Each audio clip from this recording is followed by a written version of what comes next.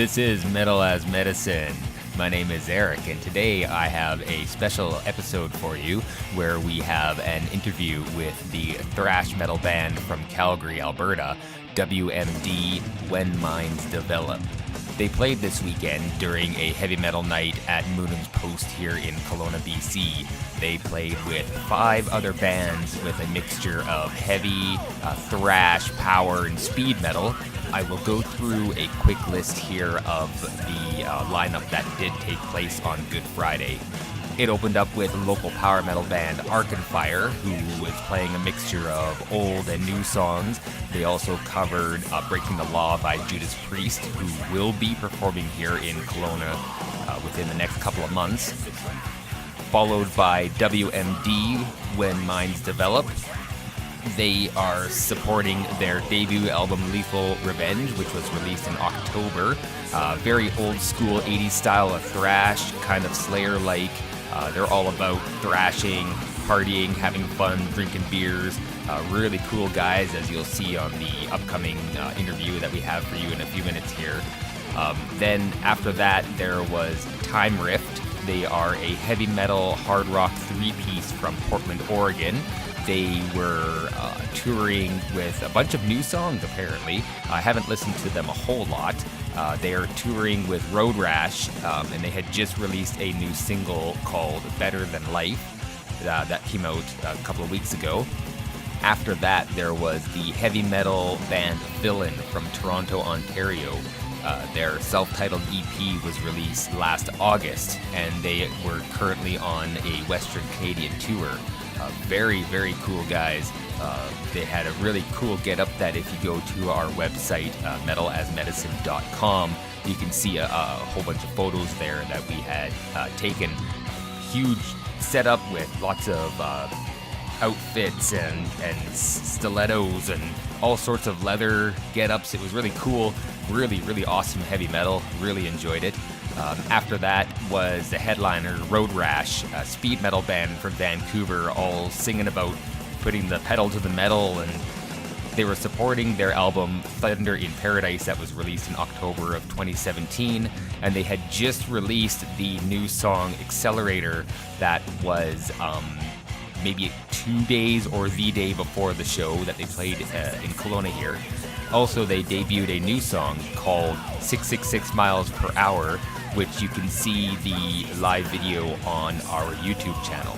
And finally, I just want to say that if you are reading our blog, visiting our YouTube channel, or listening to the podcast, and you like the band that you're hearing us discuss or interviewing, please check out their social medias or their Bandcamp, purchase their music to give them support, come out to their shows, buy a t-shirt, because we really appreciate when you support the local metal bands. And finally, right before we get to the interview, let's listen to a couple of our sponsors. The Okanagan Tattoo Show, taking place July 19th to the 21st at the Kelowna Curling Club. You can check out their website at okanagantattooshow.com, and from there you can see all the artists and bands and events that will be going on, as well as the Brewfest that will be taking place that weekend. Wentworth Music, sales, lessons, repairs, rentals, and more. Voted top 100 music stores and schools in the world by the National Association of Music Merchants. You can check out their website at wentworthmusic.ca, or you can pop into their brick and mortar shop at 106 1634 Harvey Avenue, Kelowna, BC. No, this isn't cool like Joe Rogan's podcast. God damn it. What are you talking about? Not yet, at least. Yeah. So with the 57, you guys are gonna have to hold it pretty close to your Really mouth. close. Is it like this? Yeah. Does this sound good? Yeah, that's perfect. Yeah. pretty good. It's just the nature of the microphone. If you're Yeah. It's getting meant for a lazy lot with of it, push. it's not gonna work at all. Okay. We're not gonna pick it up. Put it in your mouth. Yeah, you got to put it inside. Yeah. He's used to that, so. That'd be pretty sweet. Little piezo microphone. You just slap it to your throat. That'd Be be like way easier. what's Snake from Metal Gear Solid? Yep.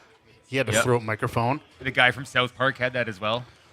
That's right. Yep. Feel like making love. Yep, that's right. He did. Man, that's old. That is old. All right, so hi, who are you? Hi. We are a thrash metal band from Calgary, Alberta, Nice. called WMD, aka When Minds Develop. I'm Skylar Mills. I play guitar and sing in the band. Who am I? That's pretty philosophical. I don't Who know. are we? How did we get here? Why are we here? That's a very deep question. But yeah, the standard answer to that is I'm Nolan Benedetti and I play drums. I like to play fast. Short and sweet. Brody Blaze, guitar. Also short and sweet. Jake Wentz, I play bass. Very nice. So, how's life? What's new? Oh, life's going. Let's talk like we've known each other forever, but we actually don't. You know, we just released our debut album, actually last year. I think like 6 months ago now. Wow. So that's pretty cool. I had a And listen. It's on Bandcamp. You checked it out? Yes, I did. And what do you think? Honest opinions?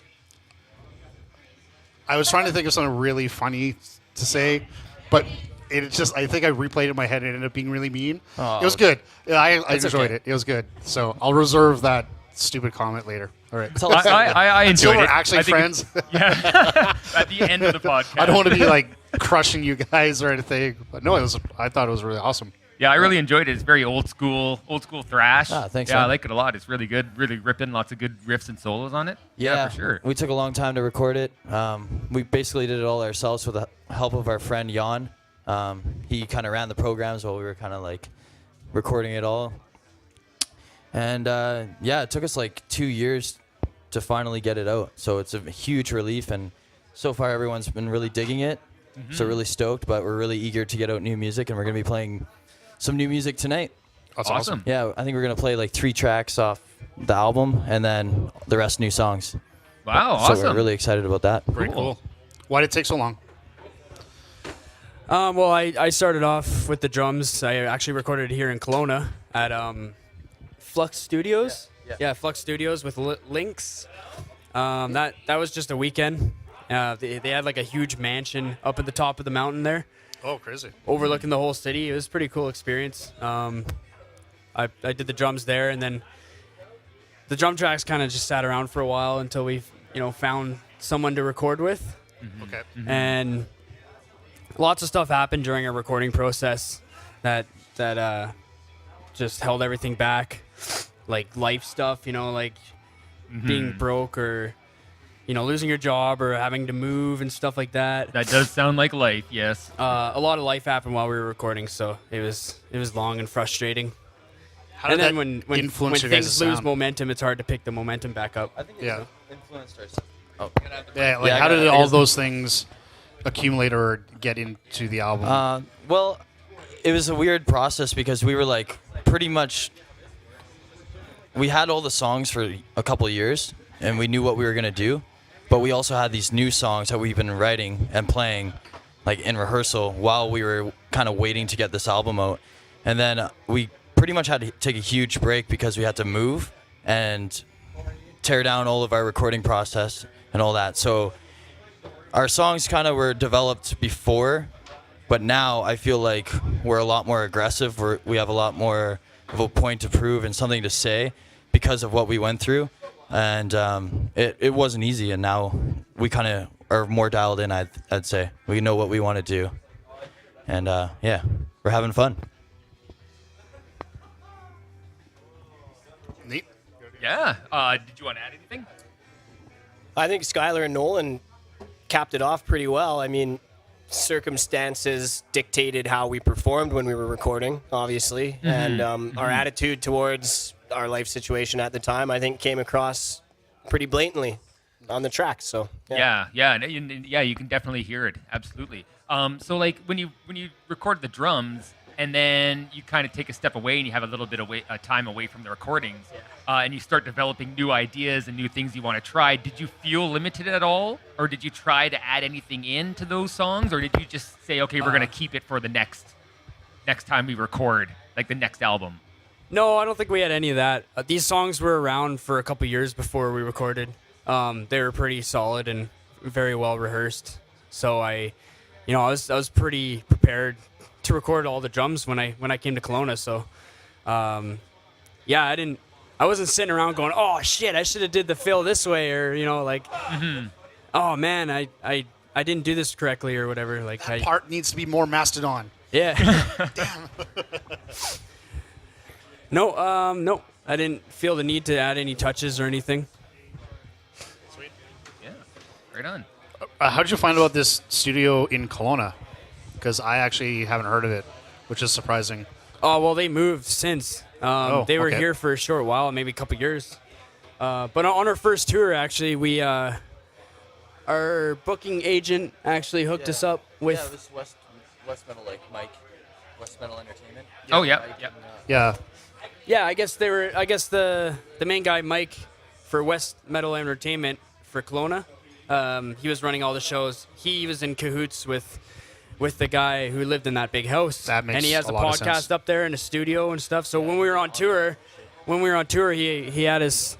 He sent us up to his house to do a little podcast show where we played a set, and then did a little interview and stuff like that, which was really fun because we stayed over at his house. We partied with them all night and like it was a great time. it was like a mansion. Yeah, Cool. That sounds awesome, actually. That sounds very thrash. It was cool. It was cool. yeah. So we were It like, was thrashtastic. they got this like really good sound on that really quick setup for the radio show, and we were like, okay, we want to record here. This room sounds really good. The drums sound huge, and so we made it a point to come back. And like Nolan said, it only took him like 2-3 days. I think 1 day set up and 2 days recording. Wow. And then he crushed it. That was the first time he recorded to a click track and everything like that. So it was a new experience, and that was a couple of years ago. So now we're definitely more dialed in, and we know what we want to do. So are you guys planning then to go back to the studio soon? Well, now we're actually doing demos ourselves. Brody's basically found a huge interest in going that route of like production and stuff like that. So we're just basically experimenting with sounds now, so we can find our own sound and trying to figure that all out. And he can add some on that. Kind of doing like a DIY approach to it then. Yeah. It takes a lot of time and money to go to somebody's studio and to pay them. With the abundance of the technology, readily available for relatively low costs, seems stupid to not take your own music into your own hands, production-wise, right? So, I spent money over the years since high school accumulating the gear, and I wanted to put it to use as soon as we could. So we've been pounding out demos ever since, and whether or not we'll have our tracks mastered after the fact is depends on the result that we get through our own ambitions. But the self-produced route has been pretty interesting to the four of us, so we're planning on continuing in that direction in the future. What is your current setup like then? Like, what do you got? Well, it started actually with just a Zoom R16 unit. It's a dual input 8-channel interface. Works well as like a control interface as well as like a standalone unit, so you can record on the fly. I've since upgraded to a Zoom Live Track L12 actually, which is like the Big Daddy version of that. Looking at the live,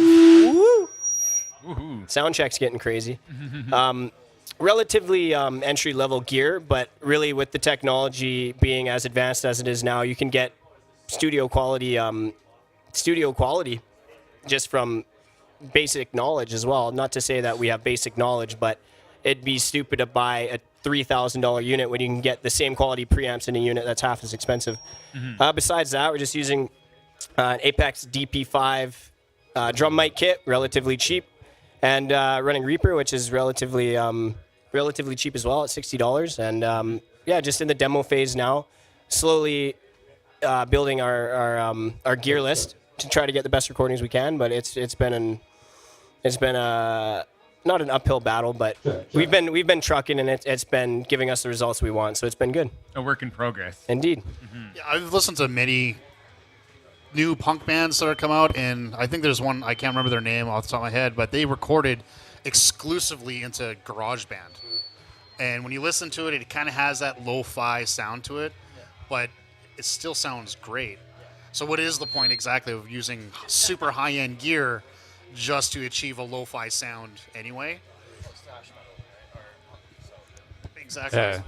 It's a great learning curve, and your music is fully in your hands. Like, you get to control literally everything. Like, yeah, it's In YouTube, there's such a fantastic resource for different recording techniques. I spend probably at minimum 1 hour a week just of different recording techniques, at least. Shout out to Glenn Fricker. Right? Yeah, Glenn Fricker, he's hilarious with his stupid text musicians to Yeah, it's great. engineers. So it's awesome that he's able to build an entire career based off that. But guys like him, and even the Mixing with the Masters website, they have just little clips half the time, but you get the top of the top people showing you little things. Chris Lord de Elge, so CLA, he was talking about some some country singer on how to mix her into with the rest of the band. And he was like, basically finds the honkiness, and what we're told on a technical level is use EQ to take out what sounds terrible, but he actually found what's terrible and then actually used it because it helped give that voice a little bit of presence to stand on top of stuff. So it's like, I would have used typical knowledge that I've been taught, which is use EQ as a subtractive measure, but this guy who's the man or one of the men, he's like, nope, if it doesn't sound too good by itself, but when it's mixed with everything else, it sounds pretty good. There's a lot of great channels on YouTube, actually. Warren Hewitt from Produce Like a Pro, that's also a really good channel, as well as a channel called In the Mix is another great one. There's obviously an abundance. So obviously hitting the books, or rather hitting the YouTube channels, has been nothing but beneficial. So Awesome. So, yeah, what kind of influences do you guys have? Tons of different influences. I mean, I like pretty much all music that I find has soul and a purpose. So I'll take influence from anything: punk, rock, acoustic, thrash, whatever. Right? Influences for like lyrical content and stuff like that. For me, it's more personal. It's a lot of stuff that I probably need to get out, and so that's kind of the reason I got into playing in a thrash band. Is that release of energy and that kind of there's that whole aggression It's thing. a great outlet for like all emotions and subjects and topics. Yeah. And pretty much whatever's bothering you. 100%. And we find ways in our music to make it fun and party, but also make it serious and aggressive, and just everything you would expect from a fucking really hard crushing thrash show. Yeah, So, definitely. Yeah, you'll see tonight. Yeah, for sure. Yeah, thrash is an interesting genre to be in because you can be so creative with it. Like you can put progressive elements into it. You can draw, vibes from death metal. You can, a lot of it's inspired by new wave as well, like Diamond Head, Venom, Motorhead, Tank, and shit like that. like Like the that's all Metallica was, right? Yeah. Budgie even. You can really use any element and and you can kind of make it your own, as long as it's fast and aggressive, and kind of has that attitude, or certain lyrical themes like "fuck the man" basically here, like Pretty much. Well, Naked Death has built an Singing about entire war. career of fuck the man. Yeah. Like, Yeah. every single album, it's some kind of Take on fucking political. the man. Yeah. very anarchist kind of shit. Yeah. Yeah, for sure. Yeah, so thrash, that's why thrash is fun. And just the overall atmosphere of our shows. We try to give people just a way to like forget about all the bullshit in their lives, because we try to have, contagious energy. So like we just leave our fucking selves on the stage. Like I'm willing to bleed when I'm playing thrash. So like that's kind of how it is for us. Like we want to make everybody forget about, life and just for a second, and just like bang their heads with us. Totally. And having that, seeing a band that has that legitimate synergy with themselves and put that out, it makes this very real. so Yeah. much better than another band who has all their shit rehearsed to the point where here's the head bob and then we do 3 steps. Yeah, that's and part of the genuine energy of thrash, where it's Yeah. just, this is us, this is real. We're not we're not all dressed up in makeup and boots. Not that there's anything wrong with that, but that's just kind of where thrash came from. It's just this is what we wear. Just this like is what we being do. more being yourself and more being like down to earth. Yeah, pretty much. Yeah. And just going as hard as we can. Prog rock, period. Probably the biggest influence for myself because I listen to a lot of different thrash bands, a lot of different metal bands, lots of different genres, but I hear a lot of the same elements. The only thing that brings something new and different is prog rock, like whether it's from the 70s or whether it's more recent, like one of my favorites right now, Spock's Beard, or it's even sooner, like Magic Pie is another one of my favorites. I think prog rock has always given me like that extra spark when I'm trying to write catchy hooks or even influential lyrics in thrash metal. So, I mean, Pink Floyd's another huge influence of mine. It's difficult to work some of those influences into your music, but like Skylar and Nolan have both said, they're influenced by such a wide range of music. I'm influenced by the same thing, so a wide range and a totally open mind. What about you, Jake? I like everything, like from one spectrum to the other. Pretty much anything except country, really. That's kind of where I draw. Why are you hating on country? I don't There's know. good country out there. There is. I just, honestly, Old school, yeah. honestly, I haven't, seniors where my thing's at. I haven't like dabbled too much to like know, so that's why. I mean, Like, you guys live in Calgary. It's I know country that's the everywhere. thing. That's funny, eh? With the Stampede and everything, I'm just like, nope. But yeah, I don't know. Obviously, all the old school stuff that everybody's into, but like a lot of the newer stuff that I listen to now is kind of like Warbringer, Enforcer, kind of stuff like that. So yeah, I don't know. I just even hip hop. I really like hip hop, like all that kind of stuff too. We can tell him about that. Yeah. He just mentioned Enforcer and Warbringer, and we haven't announced anything yet, but we kind of like to tell people who want to take the time to do interviews with us. We're going to be doing our first U.S. tour, and very nice. we're going to be playing at the Whiskey A Go-Go with Enforcer and Warbringer. Oh, that's rad. Yeah. Awesome. Super. And we're going to do a couple other dates with them as well. We're working on more, but yeah, we're going to be booking a tour down there, so it's going to be really cool to get out of the country. Yeah, that's gonna Yeah. be awesome. Good for you guys. Holy. Yeah, that's it's going to be awesome. huge. It's probably one of the biggest. That's going to be their biggest show yet. Yeah, So- you'll gain lots of experience and lots of new fans and everything. Yeah. More Oh, exposure. 100%. That's So, awesome. How'd you guys get linked up with that show? our the tour? our manager, we tried to like get on the whole tour, but they were like, no, we don't want to get a band on the tour, and so we went a different route of trying to just like contact each individual city and make deals with them, and we had to make some deals, but we're willing to put ourselves up for the challenge. Go out, put in the And hustle. That's the Awesome. band we've been, man. We put in the hustle, we put in the work to promote shows, and we're excited. We're willing to do whatever it takes to get there. It's Funny because I had to sell my soul for one of those shows, but I'm a ginger, so I don't even have a soul. So, trick. Jokes on them, right? Yeah, as they're signing, you're laughing. You're like, there's nothing here. Anything at all. It's awesome that you guys have put in that amount of work into attaining those types of shows because the internet itself is really awesome for getting music out. However, it has an undertow to that where bands just seem like things should be Oversaturated. handed to them Yeah. because, oh, look, yeah, exactly. They have a whole whackload of likes on Facebook or followers on Instagram, and they automatically expect to get that opening slot or play a sold-out show. But you've got to be making those phone calls and hustling and really working for it. So I commend putting you in guys the real on work that. for sure. A lot of bands even like buy likes on Facebook and stuff like that, and they do nothing but promote themselves online, which is good, but you can oversaturate yourself. When it comes down to it, you gotta get out there. You gotta tour. You gotta play in front of people, meet people. Yeah. Real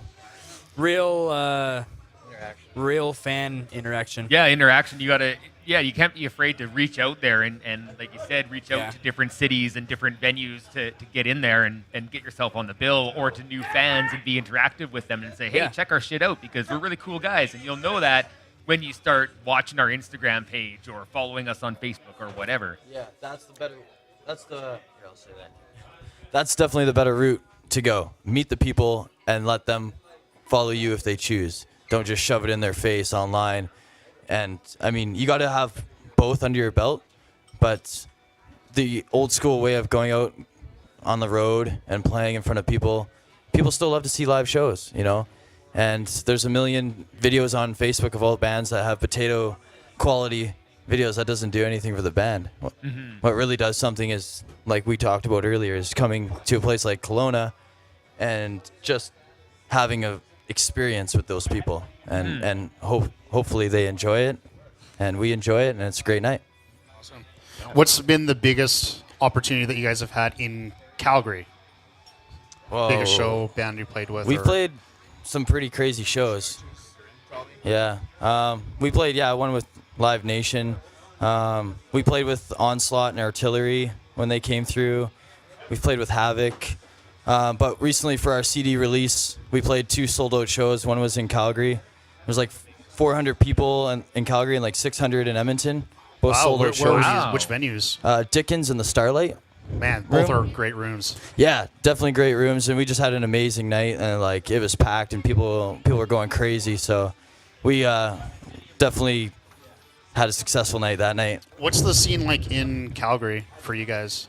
Well, because of the economy and the NDP was running the government there, actually a lot of money is left Alberta. Like nobody has much money anymore. There's tons of unemployment. So a lot of the venues ended up shutting down. No way. Like our main venue that was our backbone for our scene, Distortion, shut down. No way. And that was a rad venue. Yeah, it was super awesome. Like you could go there any night and feel super cool, like welcome. And those guys are great. They supported all bands. They didn't care, and they put on some amazing shows. Like we played there lots with sold out shows and everything like that. But they shut down, and it was devastating to the scene. And then after that, like 4 venues that would have metal bands and rock bands shut down as well. So literally, we have like 1 or 2 places left now.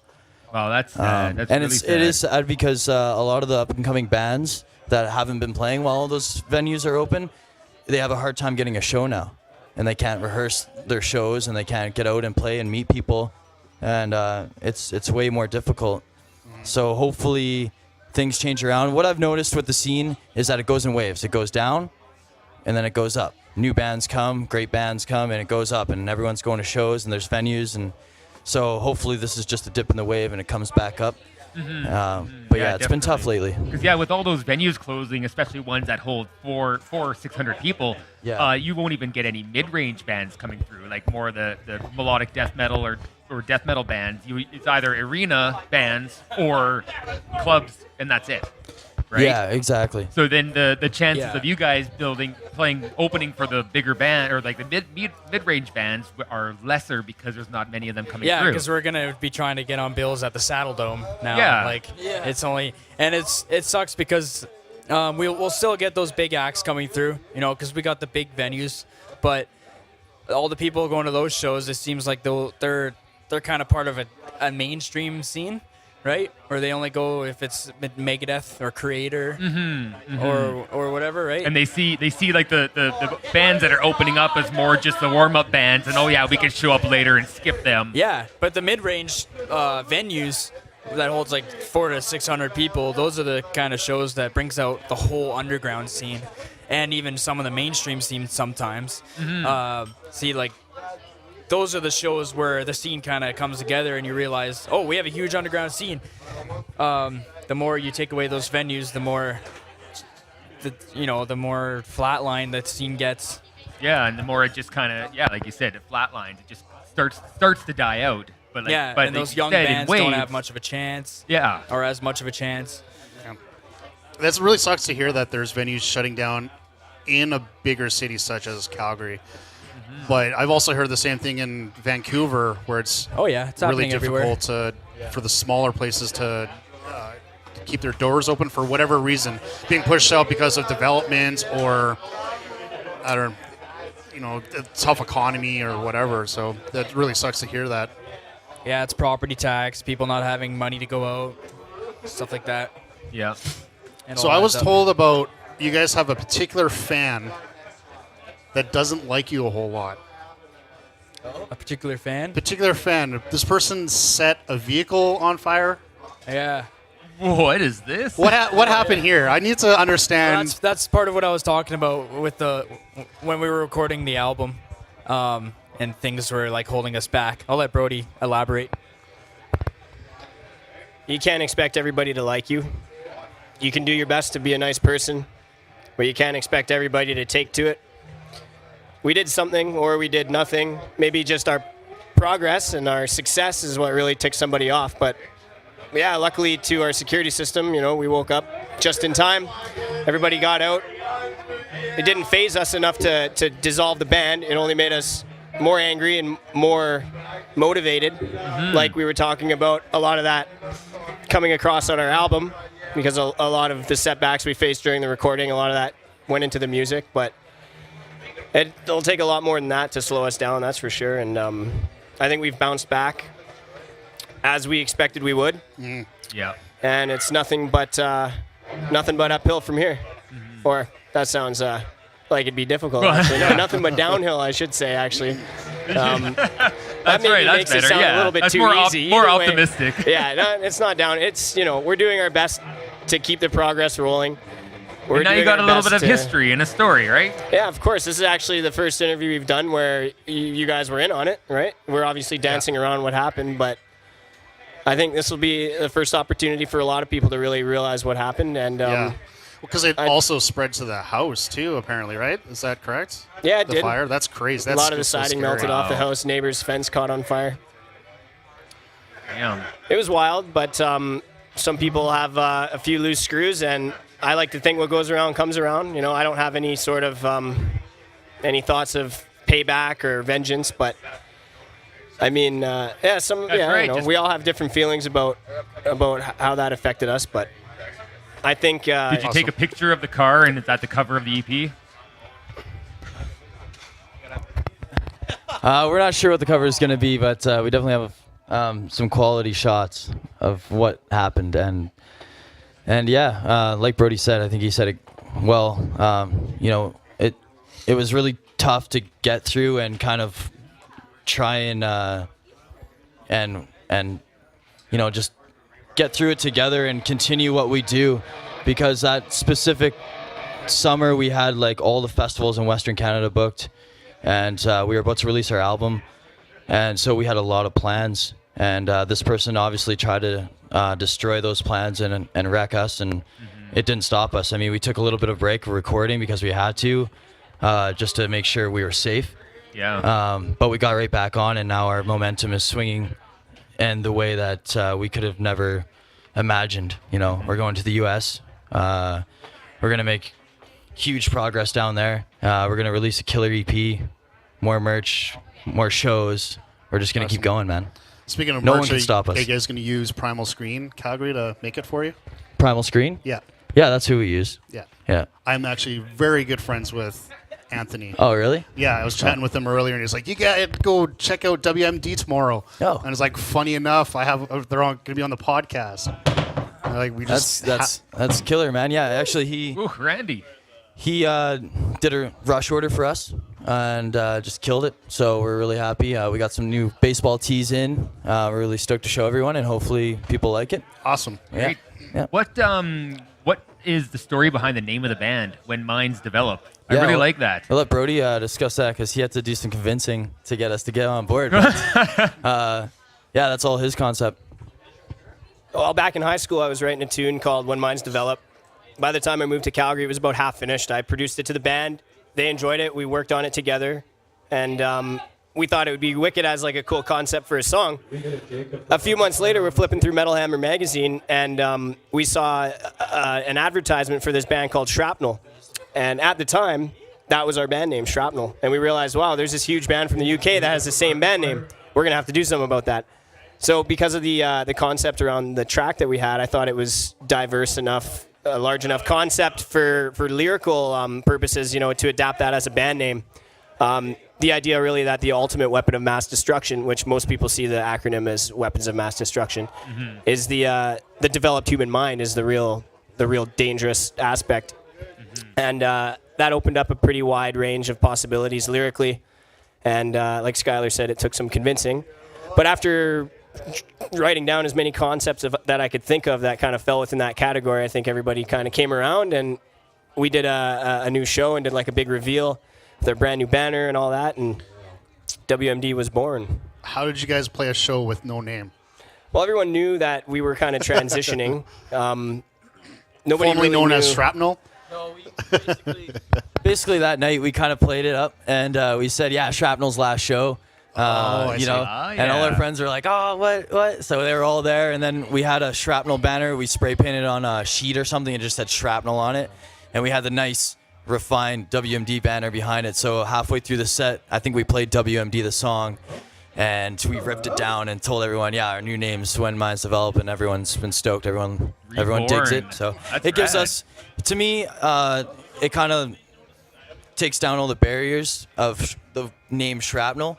I mean, When Minds Develop, I feel like we have a lot more, we can do a lot more things. Like if you've listened to the album, there's this huge 12-string acoustic part. There's some piano in there. And so Shrapnel, I mean, like I said, I have influences from lots of different things. And it just kind of like put barriers around things. Like I had to be something Shrapnel, you know? Yeah. So That WMD, When Minds Develop, is just, like you said, so broad. yeah, it's And- a huge concept. So it allows us to go in any direction. And I think that's important. It allows us to grow together. Very topical name, too, to this day and age as well. Yeah. Yeah, very much so. Yeah. What was the voting process like? You said it took some convincing. Yeah. But what was it actually like, and how many names did you end up going through until circling back to this one? Yeah, we had a couple names. I produced a few to the guys, but like I was terrible. I came up with Shrapnel. I started that band when I was like 15, and so I was really stuck on that. So I probably took the most convincing, but I think Nolan agreed with Brody, and Jake. I'm not sure. Were you? I don't even know if you were in the band at the point, but I can't even remember what I was thinking at the time. I can't remember if I disagreed instantly or I was kind of on the fence. I usually am on the fence with a lot of shit, but yeah, I think yeah, we had a band name. It was like Splinter, I think, and like Blazer and stuff like this, kind of like Psycho Mantis. And then yeah, I ended up like trying to like Yes, with these yeah, names. Psycho Mantis. I thought they were like I was like okay, let's kind of roll with this, I guess. And I ended up like drawing a bunch of logos to kind of like further the convincing process of that. And I was like, nah, fuck that. Like, that's too close to My- Shrapnel. My favorite one was Blazer. Laser? Blazer, like the shirt, or I don't know. It sounded like, oh, it sounds fast. It does Like sound we're fast. blazing, It and we like to sounds... smoke weed. We're blazers. Yeah, buddy. We had logos made up and everything. Like we were drawing blazer logos, and then I think a few days passed. We're like, You're not stoned what are enough we for on? it. Yeah, you woke up, you're like, what the fuck? Did we just wake up from an acid trip? Like, fuck. well, basically my ex-girlfriend was like, you know, when I said Blazer, she's like, yeah, that's pretty lame. And I was like, oh, well, fuck. I was like, okay, let me reconsider this WMD thing. And no, eventually I realized that it was such a cool concept. At first I was just protective, I think. And yeah, now here we are. Yeah. Yeah, making waves under WMD. You should reuse all of those crappy names into song titles for an EP or something, Yeah. That'd be Or pretty all the fun. lyrics for one song. and just purposely make it terrible, just because. I like that actually. That'd be pretty fun. Only put out 50 CDs. Yeah. Or straight to 4-track tape.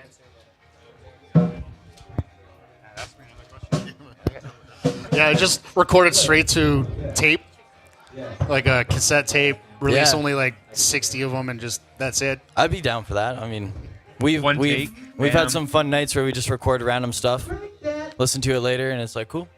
You know, we could release it one day maybe, but Awesome. yeah. What if? What if? Yeah. Very awesome. What not if we bad. were Blazer? Yeah. 80s glam. I think everyone would have to become Blazer. Everybody's surname is now Blazer. Cool. Well, you guys got any more questions first? Sounds like they're getting some sound check going. Yeah. I don't know. Just hanging out. Star now. Wars. Did you watch that trailer? I refuse to watch the trailer. I will not watch the trailer Yeah, to Star totally. Wars because I love those movies. I thought The Force Awakens was amazing. One of my favorite movies. I'll admit this, I saw it like 7 times in the theater just because all my friends wanted to see it. And I was down to go. But but I refuse to watch trailers to movies I really want to see. Oh, just to keep the anticipation. So I don't want to see anything. I don't want to see two people talking. I don't want to see anything, you know? Right. So just to keep it exciting. Okay. Yeah. Good suggestion. rig Like, what rundown? do you? Yeah, rig rundown. Like, Rig rundown? Let's run through what the heck you guys are using Okay. to well, get your sounds. Yeah. Jake, you want to go first? Sure, I'll go first. I use a Mesa M6 carbine for my bass head, and that runs into a Line 6 G90 wireless.